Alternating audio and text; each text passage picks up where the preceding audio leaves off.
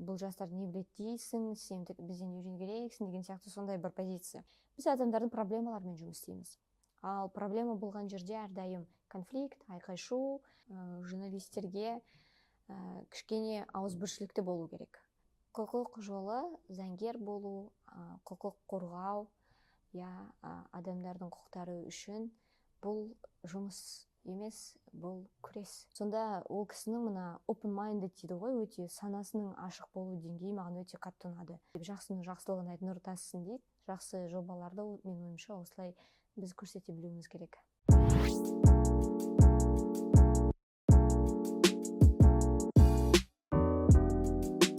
Армысыздар, қадірменді көрермен. Бүгін бізде кезекті сұхбат айдары. Сұхбатымыздың қонағы бізде Аида Өтесін, адвокат және МНУ университетінің құқық мектебінің лекторы. Және мен жүргізуші Алина Еркінбек. Қайырлы күн, Аида ханым. Көңіл-күйіңіз қалай? Бәрі жақсы, рахмет. Сұхбатқа келіскеніңізге көп рахмет. Енді осы жерде алғашқы сұрағымды бастай кететін болсам, сіз бізде негізгі мамандығыңыз адвокат, және осы адвокат ретінде сіздің негізгі ұстанатын принциптеріңіз бен құндылықтарыңыз қандай? Көп рахмет, Алина, шақырғандарыңызға. Бүгін ораза айт құтты болсын. Жақсы сұрақ деп ойлаймын, себебі осыған дейін әртүрлі басқаша форматтарда әңгімелескенбіз, бірақ осы сұрақ өте өзекті.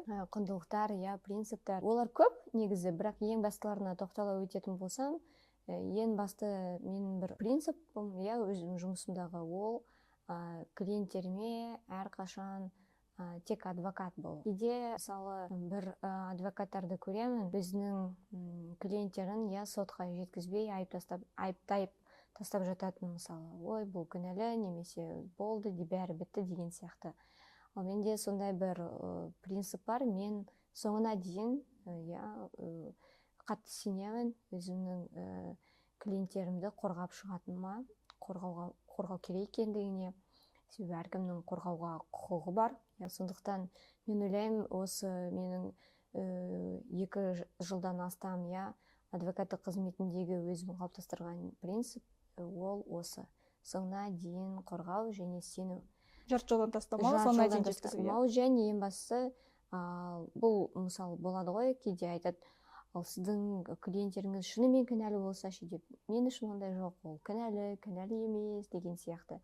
Ол маған қорғау іздеп келген адам, менің жұмысымның негізгі мағынасы ол қорғау. Мен қорғаушымын, адвокатпын, секілден мен де қорғаймын.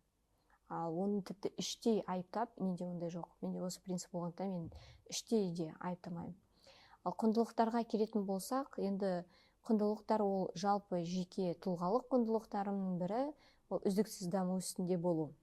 Әрдайым мен болдым, мысалы, адвокат болдым, лицензиямды алдым деп тоқтап қалғым келмеді. Мен өзімді әртүрлі салада, жан-жақты көкжиегімді кеңейту үшін, басқа да бір салаларда білім алу үшін, жаңа бір жобаларды көру үшін әрдайым тырысып жүремін. Мысалы, солардың ең қызықты біреуі, соңғы мысалы мен қатысқан, ол Сенат жанындағы талдау мектебі. Оған 2 ай қатыстым, әлі де жұмыс істеп жатырмыз. Мысалы, мен үшін жаңа бір орта, жаңа бір мүмкіндіктер болды.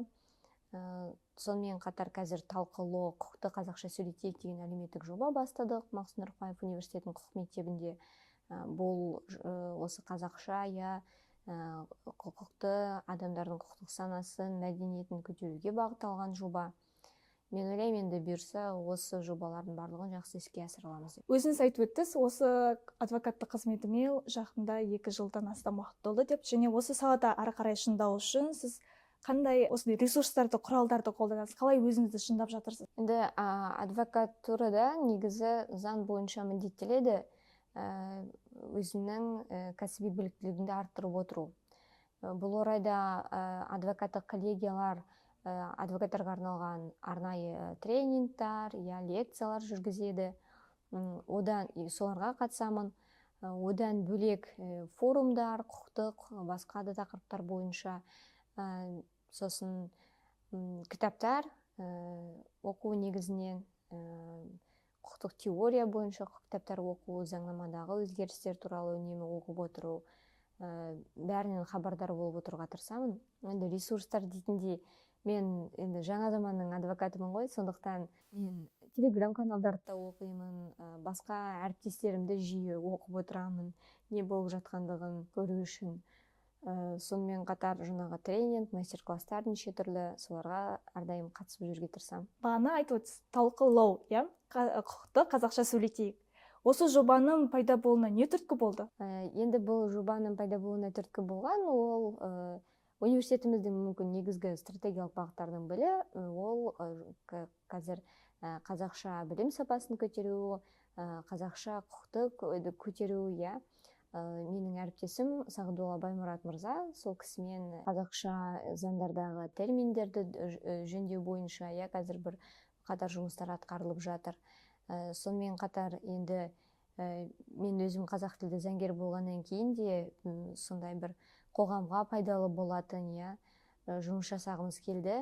Студенттерді де соған баулу, сәйкесінше қазақша заңгерлердің, менің ойымша, бұл міндеті, иә, халықтың білімін, құқыққа қатысты сенімін арттыру мақсатында, олардың санасын, мәдениетін көтеру мақсатында қандай да бір жобалар жасау.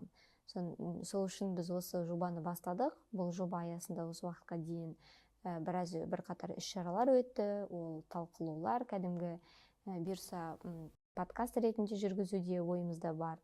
Сонымен қатар қазір студенттерді тартып неше түрлі инстаграмға арналған құқықтық сананы көтеруге рилстар дайындағымыз келіп жатыр. Енді оның бәрі уақытты талап етеді, кішкене күш керек. Сондықтан ойлаймын, алда бәрі тек жақсы болады. Яғни бұл құқық саласындағы қазақ тілінің деңгейін көтеру, яғни үгіттеп дамыту. Негізгі мақсаттарының бірі, иә, қазақша құқықты көтеру, қазақ тілінің мәртебесін көтеруге ықпал ету. Бірақ соның ішінде құқықтық бөлімдерінде көтеру. Талдау мектебі дедіңіз. Талдау мектебі құрамына қалай түстіңіз, және осы талдау мектебінің жұмысы кезінде қандай жаңа дүниелерді үйрендіңіз? Талдау мектебі қызық жағдай негізінде, себебі мен қазан айында 2023-тің Астанаға көшемін бе, көшпеймін бе деп көп ойландым. Сосын көшемін деп шешім қабылдадым. Қарашаның басында, қарашаның бірінде ма көшіп келдім. Астанада ешкімді танымаймын, не туысқаным жоқ, не бір жақын достарым жоқ. Жаңа әлем секілді жаңа әлем, иә, қыс басталып жатыр. Астананың қысы, енді білмеймін, мені аяған жоқ, шыны керек. Бірақ сол қарашаның көшіп келген кезде, осы Астанадағы таныстарым солармен кездесіп әңгімелесу барысында бәрі айтады, талдау мектебі деген бар Сенат жанында, сен соған барып көр, саған өте қатты ұнайды деп. Ал мен ол туралы бұрын естігенмін, бірақ онша қатты мән бермедім. Шыны керек, бізде Алматыда, білмеймін, өмір сондай, біз бәрі айтады ғой, жаңағы летниктарда шай ішесіңдер, тауға барасыңдар, бізде уақыт жоқ. Астанада адамдарда уақыт жоқ, себебі көп жұмыс істейтін сияқты, Алматыда адамдар өмір сүреді. Сондықтан Алматыда онша көп ондай жобаларға мән бермейтінмін.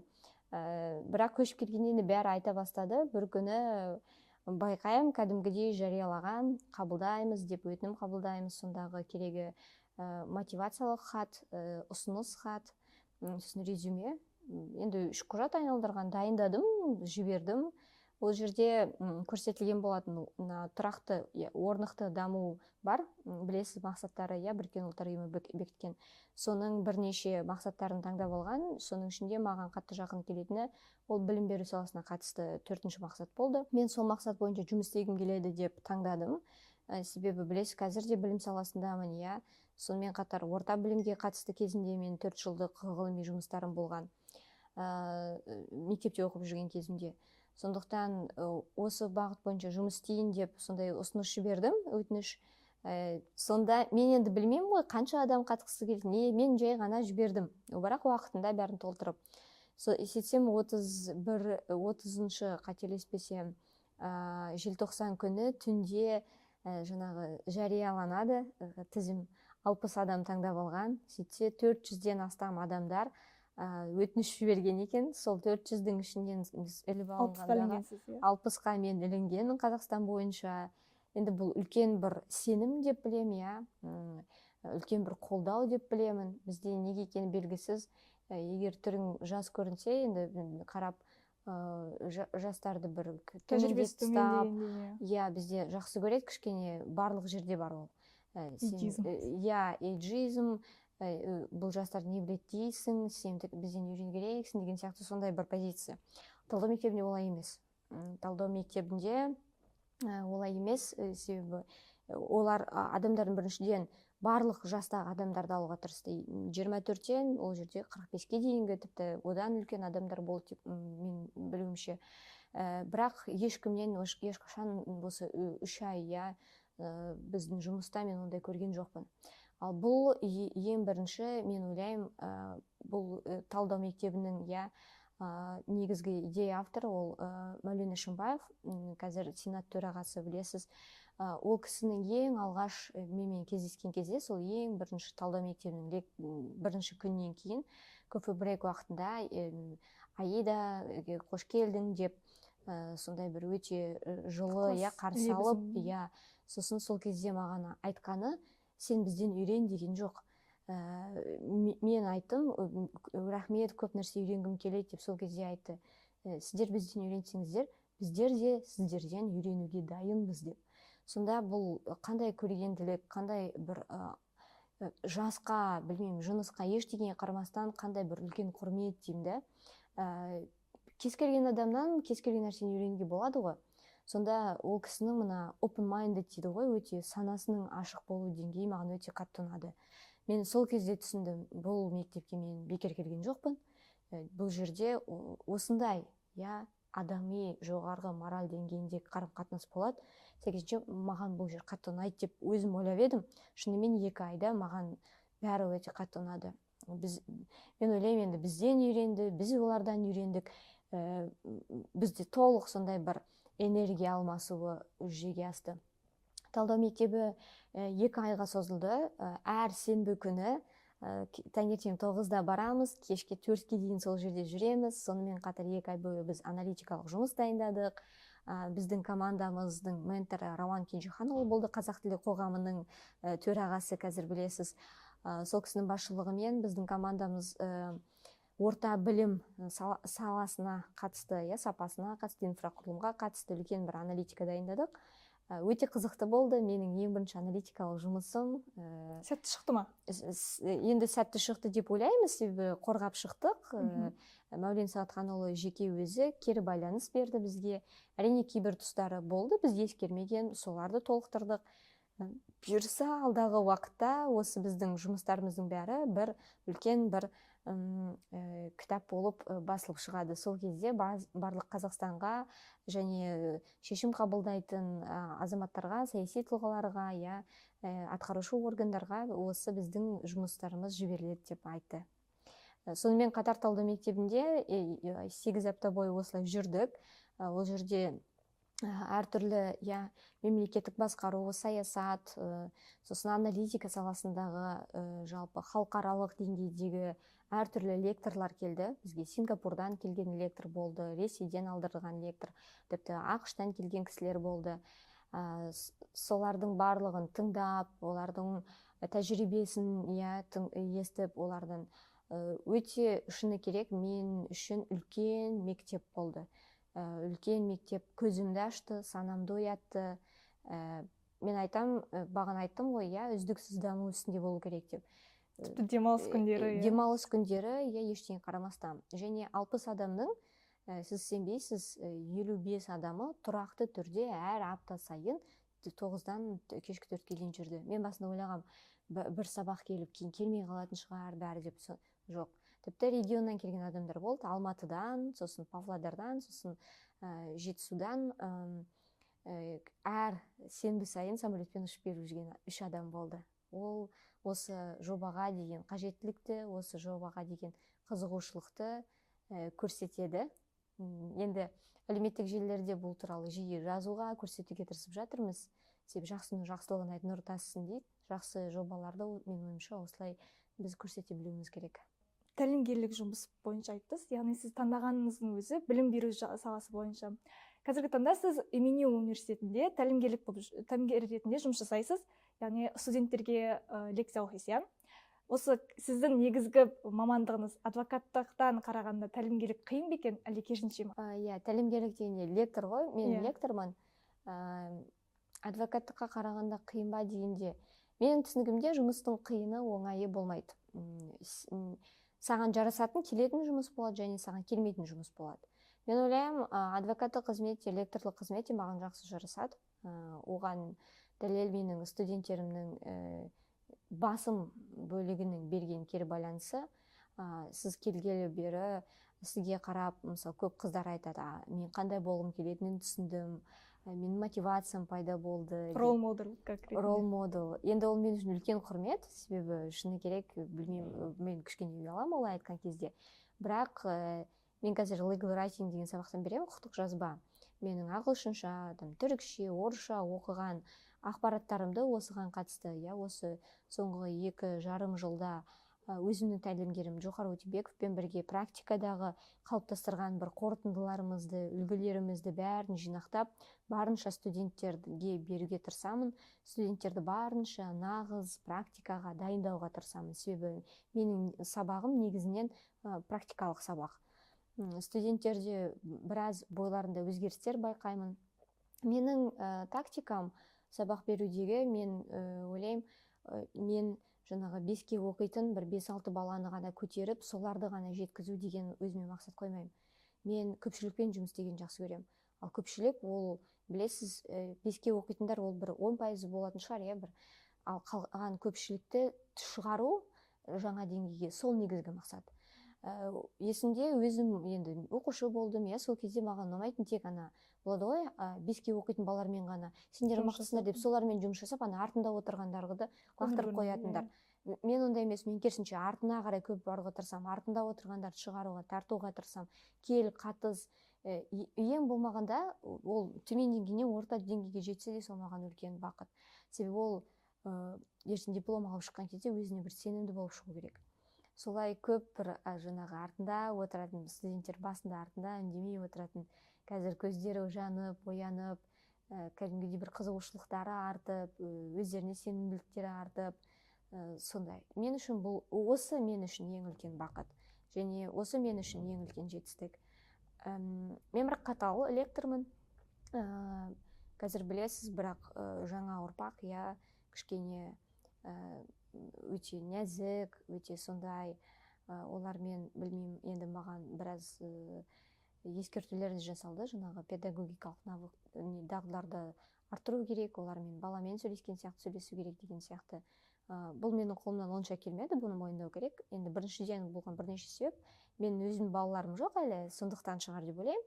Ал екіншіден, енді мен адвокатпын ғой, ал құқық саласы ол өте қатал сала. Ол қылмыстық істер болсын, азаматтық істер болсын, құқық әлемі өте қатал, өте қатыгез, өте қатаң нарықтардың бірі. Бұл біз бір жаман болайын деген мағынада емес. Бұл жерде біз тікелей адам өмірімен жұмыс істейміз. Енді дәрігерлер, олар психолог болу керек деп айтады, себебі олар адамның несімен, денсаулығымен жұмыс істейді, адамдар қайғырып келеді. Біз адамдардың проблемаларымен жұмыс істейміз. Ал проблема болған жерде әрдайым конфликт, айқай-шу, әрдайым бір стресс. Сәйкесінше бұл жерде ешкім бір-біріне деп отырмайды. Жұмысқа қазір үлкен бір кадр тапшылық мәселесі бар.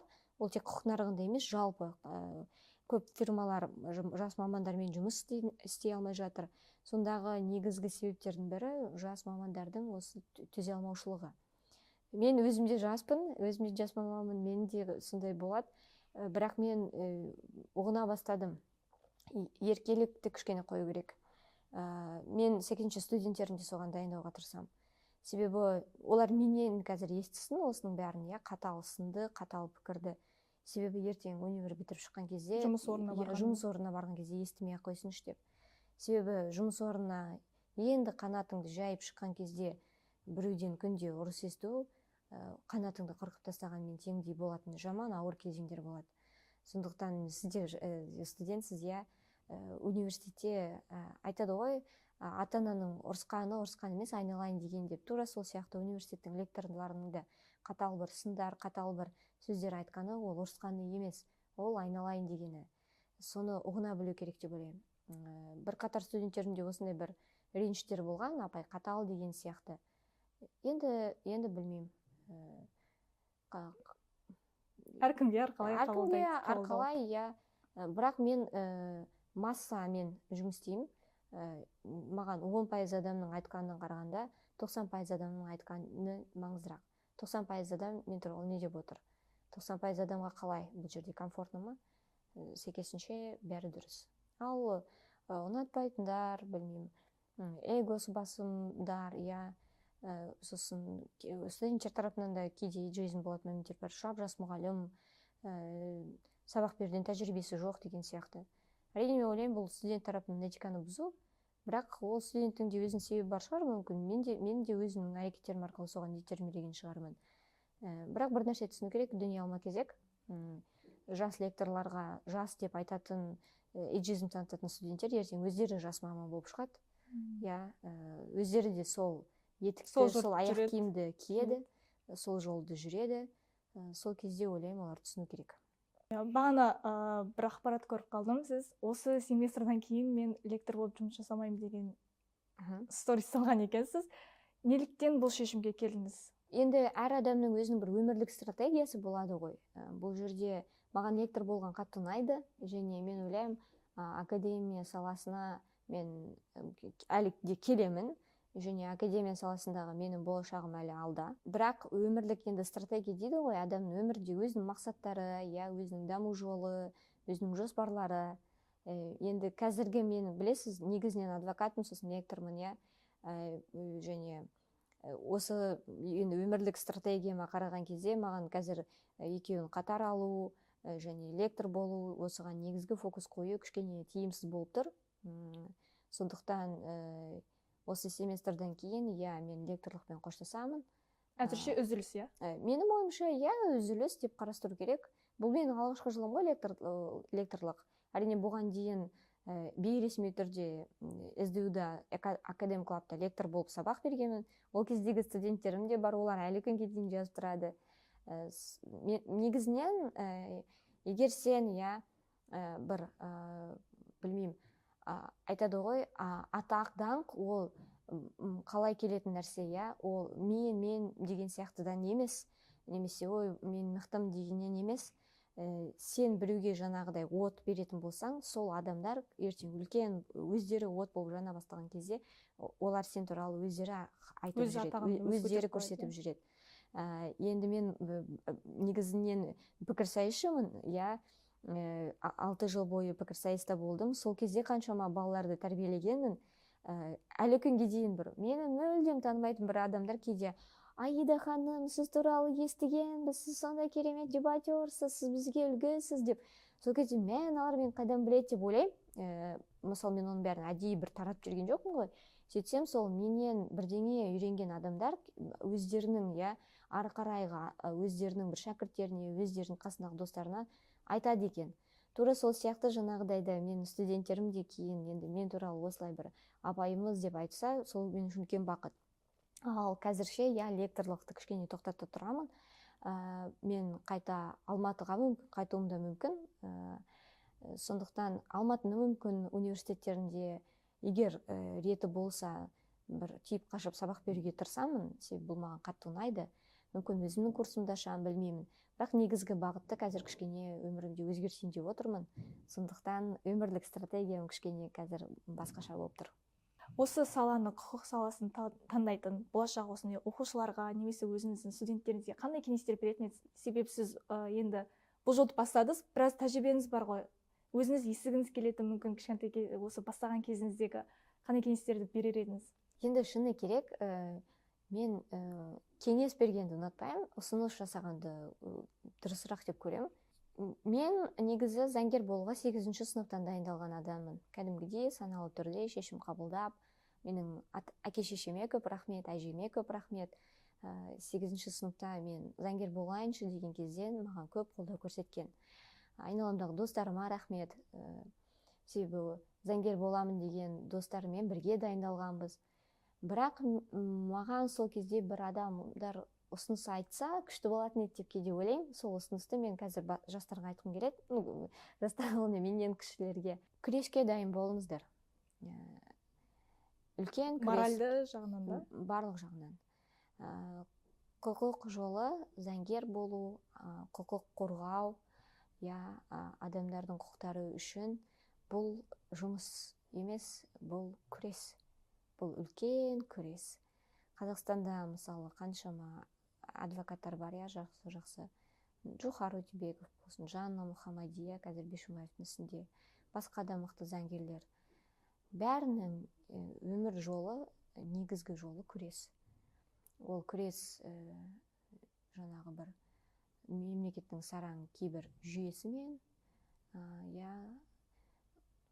кейбір дұрыс емес заң нормаларымен, мүмкін кейде қоғаммен, соттардағы коррупциялармен. Біз өкінішке орай, біздің сот жүйеміз сондай, біз прокурорлармен ғана емес, соттармен де күресеміз. Біз күнделікті жұмыс күрес. Күрес.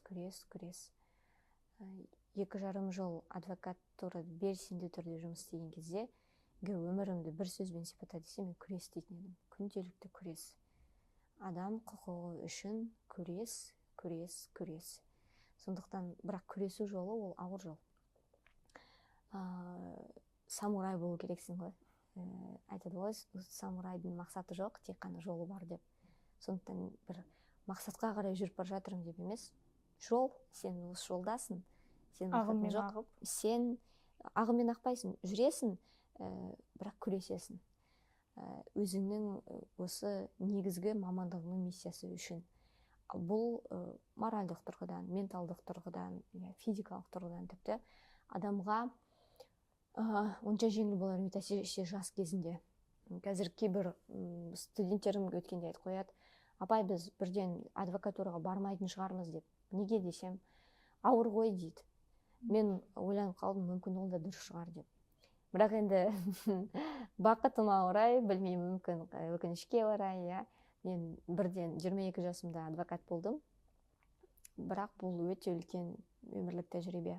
Бұл үлкен күрестің бастамасы. Сіз айттыңыз бағана, мен дебатермын деп, Осы дебат әлеміне қалай келдіңіз және дебат сізге не үйретті? Қандай артықшылықтар алдыңыз осы? Дебатқа мен 8-ші сыныпта оқып жүрген кезімде келгем, 2013 жылы.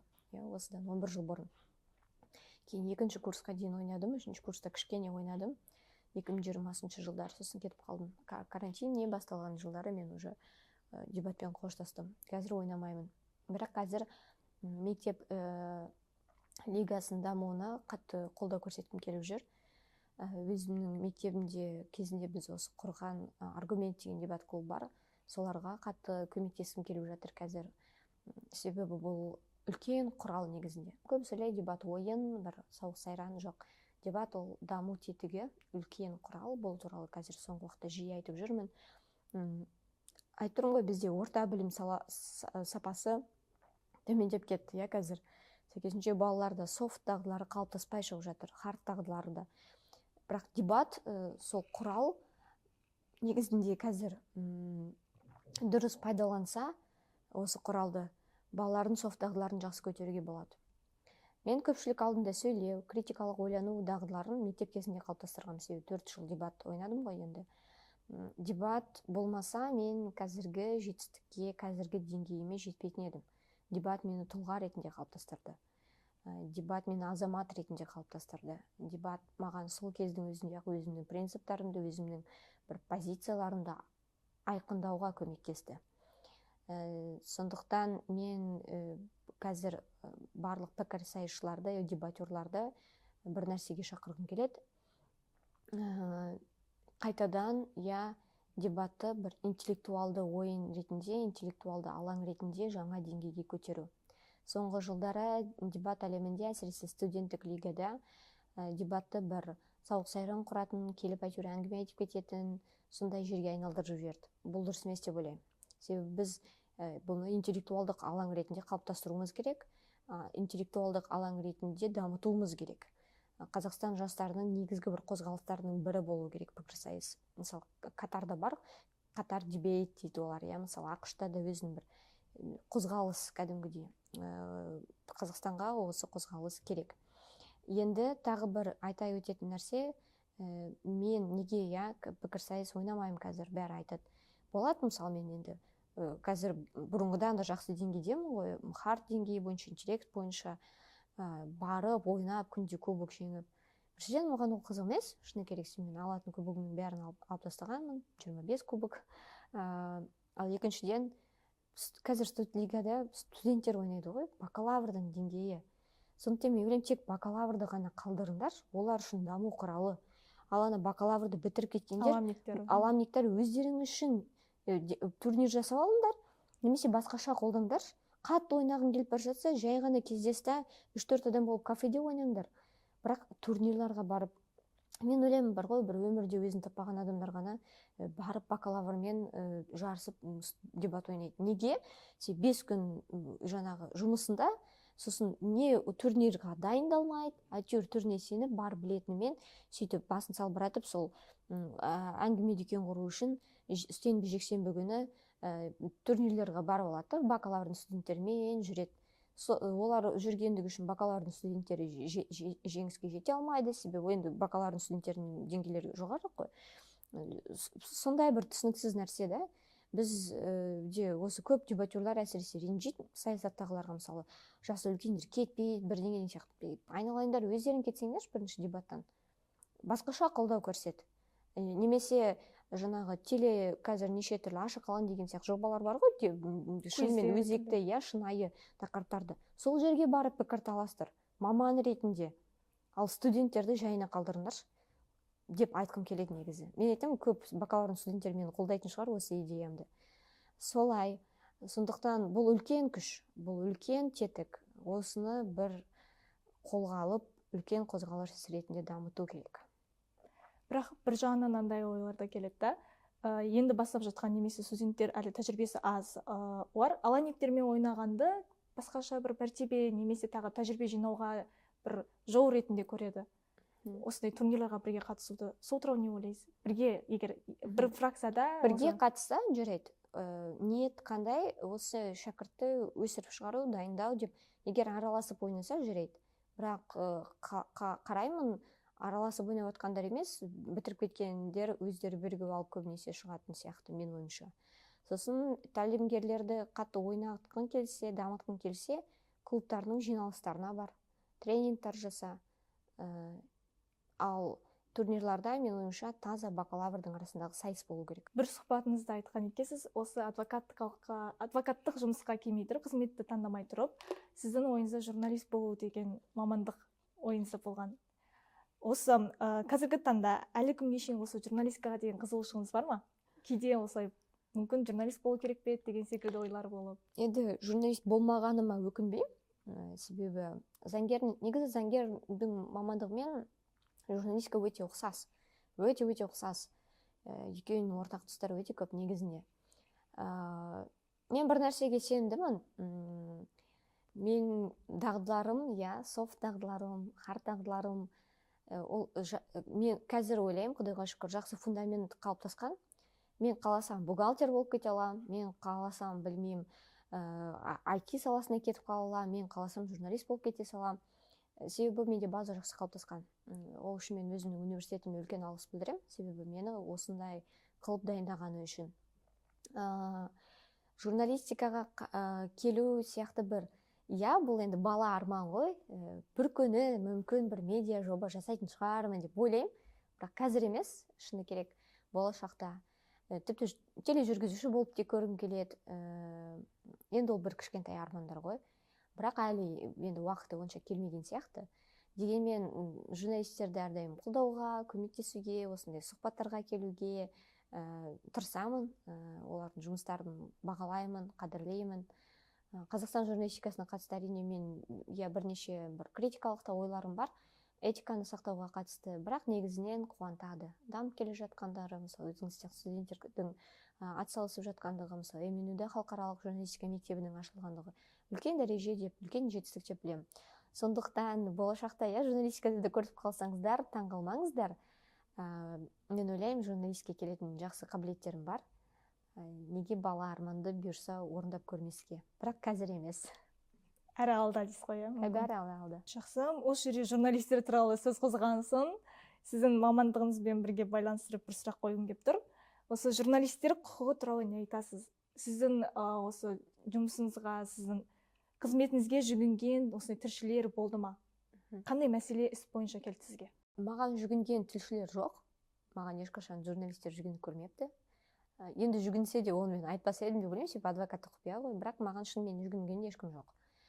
Бірақ сұхбат беріңізші, немесе мен осындай материал дайындап жатыр едім, осы бір құқық нормасын түсіндіріп жіберші деген сияқты өтініштер, көмек сұраулар болды. Достарым, көбісі журналист, оларға әрдайым ашықпын, көмектесуге дайынмын, егер жақсы материал дайындап жатқан болса. Ал қорғауға бойынша жоқ. Қазақстандағы журналистердің құқығы әрине өте қатты мені алаңдатады.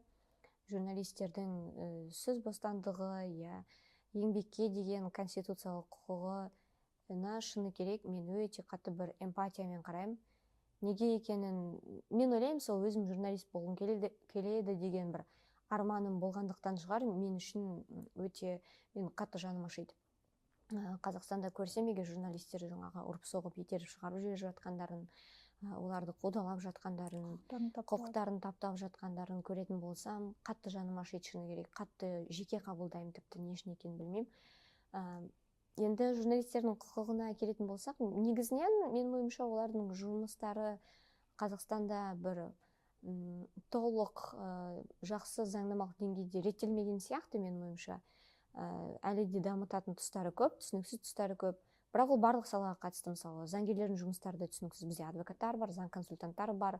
Түсініксіз бар ғой, бір жүйеге әлі күшті келмегенбіз. Журналистерде, менің ойымша, журналистерге не керек? Журналистерге кішкене ауызбіршілікті болу керек. Кішкене бірігу керек. Енді мен түсінемін, олардың өзінің арасында бәсеке сондайлар бар, бірақ олар өздерінің құқықтарын қорғауға келген кезде бір цехта жұмыс істейтін, коллеги по цеху дейді ғой, сонда мамандар ретінде олар бірге алу керек, ауызбіршілігі болу керек, бір орта қалыптастыру керек. Қазір бір жақсы жоба бар, Ерболат Мұхамеджан деген журналист мырза, мен қателеспесем сол кісі жүргізеді, Медиа Клаб Қазақстан деген.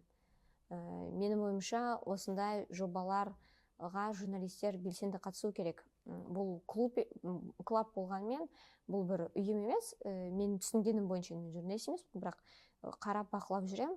Мен ойлаймын, дұрыс қадам. Неге? Себебі журналистер біріккенде ғана өздерінің құқықтары үшін тұра алатын болады. Адвокаттарда қалай, адвокаттарда кезінде қатты қудаланған, адвокаттардың да құқықтары тапталған, әлі бір 100% біз күшті деңгейге жеттік деп айтпаймын, бірақ адвокаттар бірікті. Адвокаттар қазір бір адвокат үшін көп адвокат тұрып бере алады, көп адвокат оны қорғай алады. Сондай бір күш қалыптастырып жатыр да, сәйкесінше журналистерде де осындай бір орта қалыптастыру. Сұхбатымыздың соңына да келіп қалдық. Сіздерге бүгінгі сұхбат айтары ұнаған болса, лайк басып, төменде пікірлеріңізді жазып кетіңіздер. Келесі кездескенше.